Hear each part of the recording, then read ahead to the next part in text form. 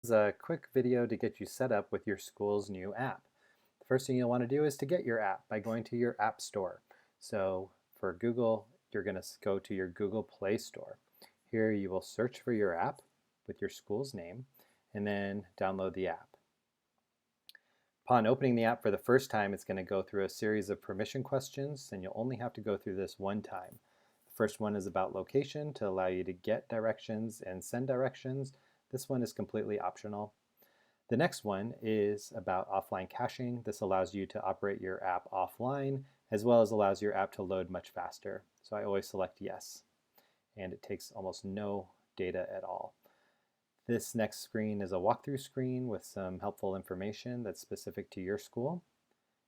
And then it's going to ask you about push notifications. So you absolutely want to say yes to notify me to be able to receive weather closures, alerts, changes of schedules, safety alerts as well. And again, Apple's going to ask you this again. So you're going to want to say OK. Google, your default is on, so you may not see all of those different permissions. Here, this takes us to some helpful buttons on the home screen, such as a Call Us button and a Share button. Tapping the Share button will allow you to share the app with your friends and family members, to download your school's app and stay current with what's happening with your child's education. We also have some helpful sliders that will rotate and drive you to specific content that's imperative for you to know. In addition, up here we have an inbox that will notify you of number of unread messages, and then you can access your messages by tapping there, or you can go in through your menu structure here. Here you're going to find a host of different tools. Initially, let's take a look at your notifications. And the first time on entering your messages or your notifications, you'll see this direction to tap the gear icon. The gear icon will allow you to select channels that only apply to you. So if you don't have a third, fourth, or fifth grader, you can deselect those channels and hit save. And this way, you're only going to be alerted to messages that are going to apply to you.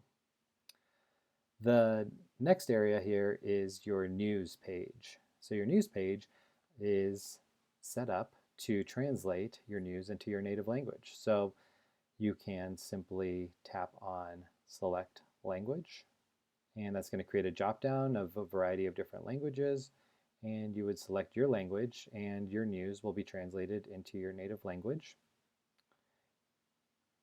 automatically.